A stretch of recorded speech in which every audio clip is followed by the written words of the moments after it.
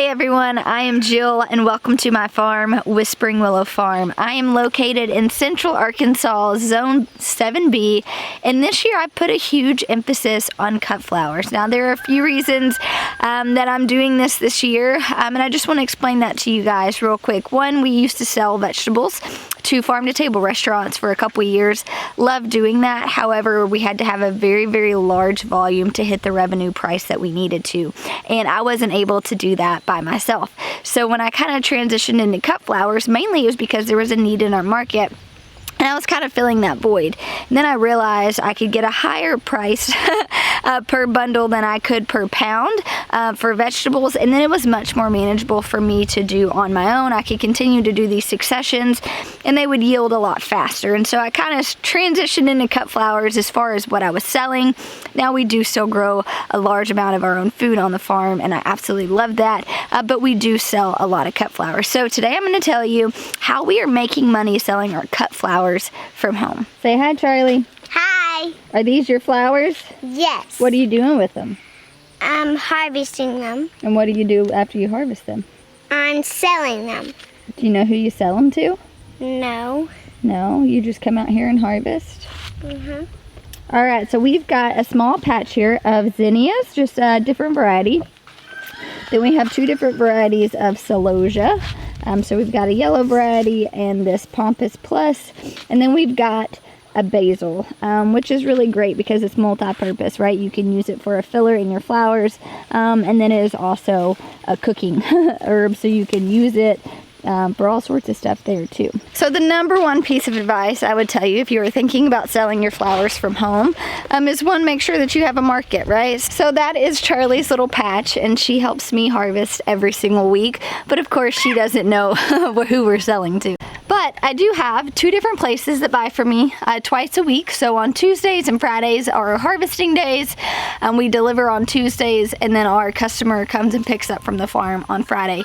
So I really encourage you guys, figure out your market before you ever start growing anything. And that doesn't necessarily even have to be if you're trying to grow flowers.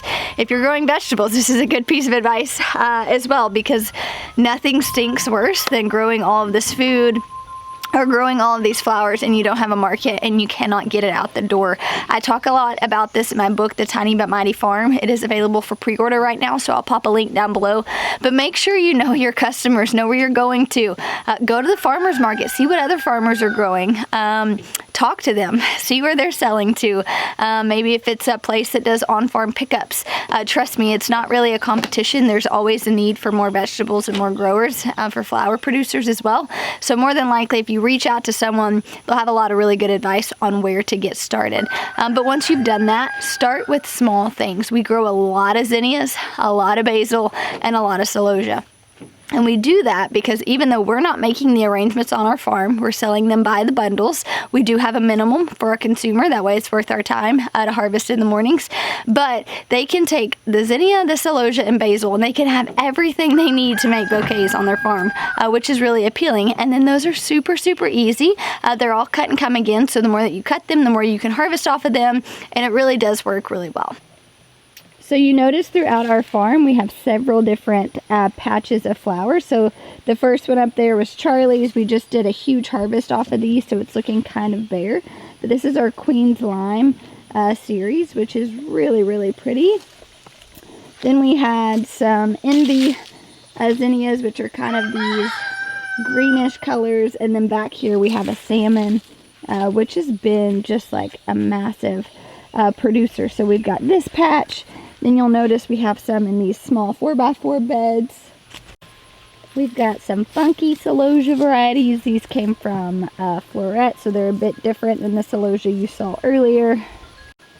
And then we have our purple basil over here. This is called an amaretto, which is just that beautiful purple. When it flowers, it's got these white little flowers and then turn purple. So this is also just a great addition to an arrangement. All right guys, I'm about to lay a whole bunch on you real quick, so I encourage you, go grab your notepad and your pen, maybe grab an iPad, an iPhone, whatever you have handy, and I'm just gonna go through really quickly some of the things you need to do to be able to sell cut flowers from your home. One, you need to know your market like we just talked about. It really does not make good sense of your time, or if you're trying to just put efficient systems in place, which I recommend everyone doing if they're trying to run a profitable farm, making sure you have a market and a way to sell your flowers is hands down going to be the best thing. You also need to realize, are you going to do retail or wholesale? So we are all wholesale, which means we have to cut our price down in half, which means we have to double the volume that we're growing to be able to hit that revenue mark that we really need to hit.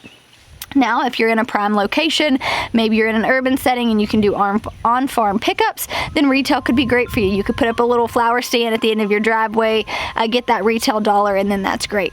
2, don't grow so many crops that you overwhelm yourself. You do not need to grow a lot of flowers to be successful. In fact, I encourage you not to grow a lot of flowers. Figure out which ones you're going to get your highest price point for and which ones are going to sell the best. You don't know that until you find your market. So what I do at the beginning of each season, I go to the farmers that I'm supplying and I'm asking them, hey, what flowers do you want me to grow? And they fill in between all of us farmers, and they're telling me specifically the flowers that they can use the most of. Something we're even transitioning out of this year into next year is just going to do the varieties that are a lot easier and yield us the most. So that would be our sunflowers and our dahlias. Those are the easiest to grow. We can continue to do a succession. So every single week we're starting 288 sunflowers and we get the highest dollar per stem. Now I could tell you what I'm getting price per stem, but I'm in Central Arkansas and what I can get here in the South is totally different than some of you other growers. I have got flower farmer friends around the world and my mind is always blown when they tell me what they get price per stem or even what they're getting for their arrangements. We just do not have the market for that where I am, so I have to adjust. So you're going to have to really know your market. That's why it's important. Go to these farm stands, go to the farmer's market, figure out what the competitive price is and try to match that, right? Or maybe add in a few different varieties. If you have a place to do that and you have the knowledge to grow it, then maybe that'll give you a leg up. But you need to know what you're growing, what is going to be the easiest crop to grow, and what you can get out the door at the fastest. Another huge piece of advice I could give you if you're wanting to sell flowers from your home and make this a profitable business, talk to someone who is selling flowers from their home and have a profitable business. I am a huge proponent for mentorship. Right now I am mentoring my sweet little Charlie to be able to do this by herself, and she's learning, right? I had a mentor who taught me, and they teach you so many things, like how many stems go in a bundle, right? So for our zinnias, we're bundling those in bunches of 15. Our basils are bunches of 15. Our celosia are bunches of 15. But then our sunflowers, our bigger things, those are bunches of 5 and 6, depending on the size of the sunflower. Some of our smaller things, if there's not a whole lot, like the winged everlasting, we'll do those in bunches of 20. So you really kind of need to know which, if you are selling wholesale, your marketer who you're selling to will tell you that on the front end, which is really nice. But if you have a mentor who's willing to kind of walk you through this and help mentor you as you are learning and growing in this, that will be so helpful. Take the online classes, do your research online. There's so many different websites that offer a lot of really, really good information. Be utilizing those websites. Keep a notebook. Stay organized. Know when you need to be starting something, when you need to do your next succession. Are you overwintering flowers, or are you just growing, in the peak summer and then you're done until next summer? These are things that you really need to know.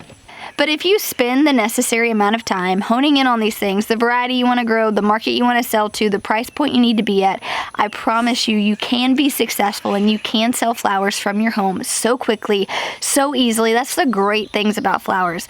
They're very hands-off aside from picking. Now, because all the varieties that we're growing on our farm, aside from the sunflowers, are cut and come again, we have to keep cutting those for them to keep producing. If we quit cutting them, they're just going to go to seed and then that's it. So there is that, level of like, hey, I've got to harvest these every single week. So last week we did a massive hard prune. Some of them just weren't quality. And so we ended up just tossing them, but we still needed to cut them anyways to ensure that they were going to keep producing well throughout the summer. So I hope these quick tips on how to sell flowers from your home were helpful. And also, I just hope you're encouraged that it's going to be scary. You're going to mess up. You're not going to know what to do right away, but that's okay. That's the joy of learning and growing, is that you get to figure these things out as you go. So put in the time in the beginning, figure out what you want to do. What are your goals for your business, for your farm, for your family, and then just tackle them head on. So I hope this was helpful, and I'll talk to you guys soon.